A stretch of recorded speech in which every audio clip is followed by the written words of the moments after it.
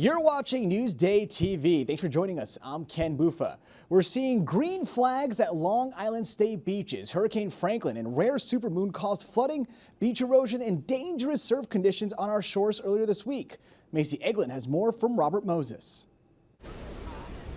Swimmers are allowed back in the water across the South Shore after days of flooding and dangerous surf conditions. State beaches like Jones Beach, Robert Moses, and Hither Hills already filled with people beginning their long holiday weekend. It's been very, very rough. I know there's been some riptide warnings, so I was apprehensive, but now that the beach is back open, I will be taking a swim today. Hurricane Franklin out at sea, combined with the supermoon's effect on the tide, caused major flooding. A wall of sand had to be built at Jones Beach to protect the infrastructure, and a trench was created to release the water. Now, it is better, but there's still a lot of standing water, and lifeguards are keeping an eye on the waves. If the lifeguards see an issue in the water, a rip current form, they will move the swimmers away from it. And if there are concerns further out, they will keep them closer to shore. They always do that. They react, they keep swimmers safe. But Long Islanders are taking it in stride, even if it means wading through the water. Just happy to be enjoying the sun and the sand as summer comes to an end. The kids are playing in it, everybody's enjoying it, so it's actually fun. The sun is still there, the beach is still beautiful, so you don't always have to go swimming, even though that's the best part of it. If there was standing water or it looked a little dirty, I'd stay out.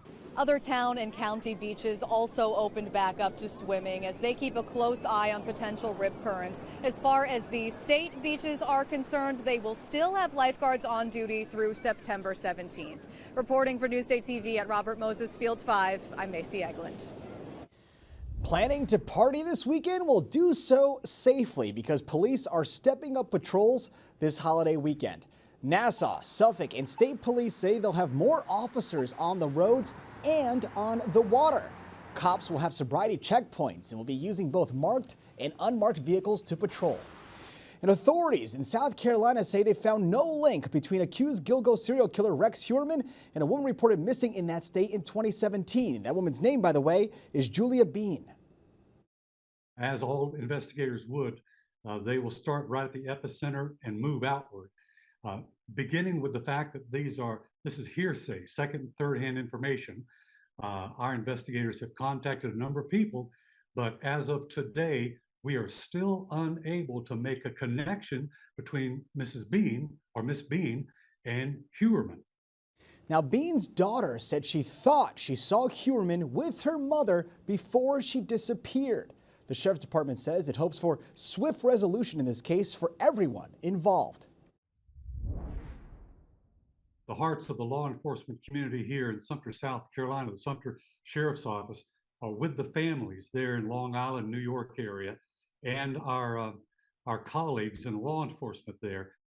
Heuermann, who is from Massapequa Park, has pleaded not guilty in the killings of 3 women and is being held without bail. A body was found in Riverhead this morning. Southampton Town and Suffolk County Police say someone who was walking in the woods found the body across from the county center. Investigators do not suspect foul play in this case.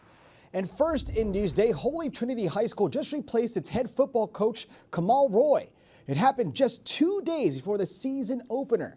The Diocese of Rockville Center says they replaced Roy due to a concerning matter regarding administrative operations. Roy, a Holy Trinity graduate himself, told Newsday there's a lesson to learn here, an opportunity for growth. This would have been his 5th season as head coach. All right, let's take a look at your Long Island weather. It's beautiful out today, and tonight we have mostly clear skies with temps in the high 50s. And tomorrow, it's going to be another absolute beauty. Temps in the mid-70s and sun all day with clouds moving in towards the afternoon. Long Island weather is brought to you by the Canine Center. And only in Newsday, we're talking to Food Network star and celebrity chef Alex Guarnaschelli about her cookbook and how her 16-year-old daughter helped her write it. Elisa DeStefano reports. I am so excited to be in your kitchen with you. Hello. Hello. What are we making? So I thought we would make something from my first cookbook with my daughter Ava. I joined Iron Chef Alex Guarnaschelli in her Hamptons home to whip up one of the 75 family favorite recipes featured in her newest cookbook, Cook It Up. I thought I would make a little ricotta toast, and actually, interestingly enough, this is really Ava's dish. That is an example of Ava whipping up a little snack. So who does most of the whipping up of snacks and things around She here? does. And we're just toasting a little bread. Just some sliced garlic cloves. By the way, if it's date night, you can use less. Little olive oil and balsamic on there, a little salt. Well, the honey is really that little trick, right? That little takeaway. And I love these little tomatoes, the sun golds. This is my father's cleaver. He actually used a cleaver for everything. So I find with Ava in this cookbook, more of that like generational, sentimental, like the equipment, what we're using, why we're making what we're making, has really come out making this cookbook together. I have to say, I'm a little intimidated by the cleaver Really? there. Yes. How beautiful that you're able to pass down your tradition through something that you both love. And through something as simple as a piece of equipment, right? So we just marinate these, let them hang out. There's something about pan toasting the bread in a little bit of olive oil. It's just better. I love the smell and the sizzle. So I always say with ricotta, peaks and valleys. And again, this was Ava putting this together, and I'm watching her and I said, we gotta put this stuff in the cookbook. It's called Alex and Ava Cook It Up, and it really is that. We tried to be very mindful of what we think people wanna do in the kitchen, and that was fun. Well, thank you for having us in your kitchen. Dig in, get in there, girl. It is approved. It's really good. For NewsdayTV, Elisa DiStefano. I would like to say I helped, but I basically just observed. She did it all. What a special bond indeed. Now for more on Alex Guarnaschelli and how you can come see her live at our Newsday studios in Melville this month, go to Newsday.com. Click Get More below the Newsday TV video box.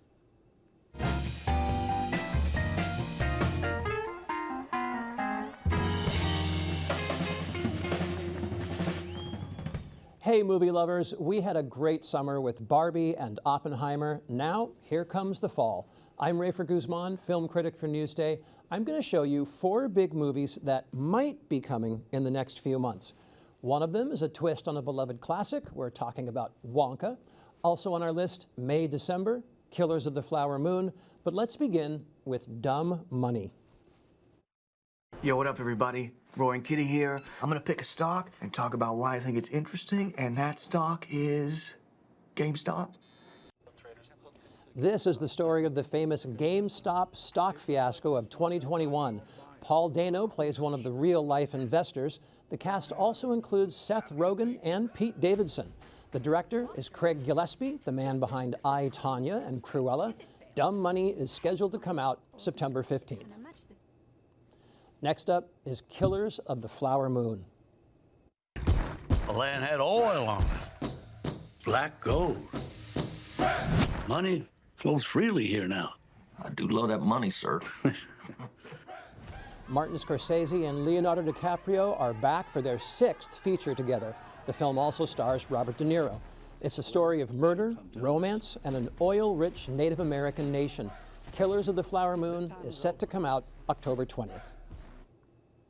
Now let's look at May, December. They're a very beloved part of this community. I can see that. Julianne Moore and Charles Melton play a married couple with a scandalous past. Long Island's own Natalie Portman plays an actress who's doing research for a movie based on their lives. May, December is directed by Todd Haynes, and it's scheduled for release on November 17th.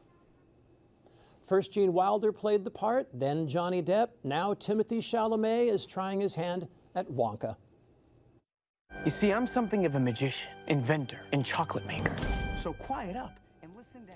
This is the origin story of the Nutty Chocolatier, created by Roald Dahl. The cast includes Keegan-Michael Key and Sally Hawkins. The director is Paul King of the Paddington movies.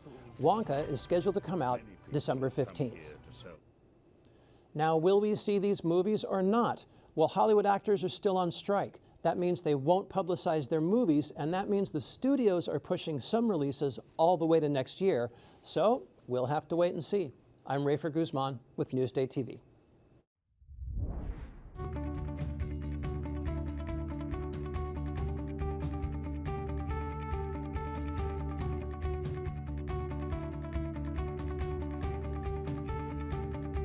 Feed Me is brought to you by PC Richard & Son. Looking for the best fish tacos on the island? Well, Lisa DiStefano and Andy Berlin are on the hunt in today's Feed Me TV.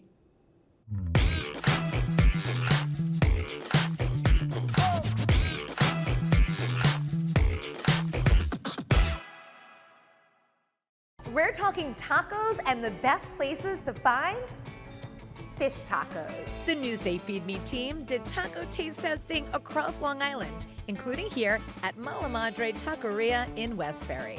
Andy, this place is your pick. This is the best fish taco on Long Island that I consumed. What makes it the best? The deep fried fish taco, it's gotta have a crunchy bulbous fried batter on there. That's how you know it's really good. I'm no food critic, but I'm gonna give it a try. Okay, you go first. Oh, horrible. I have to put lime on there. Let me do it again. Take two. I like to put a little squirt of this salsa verde. All right, here we go. Salud.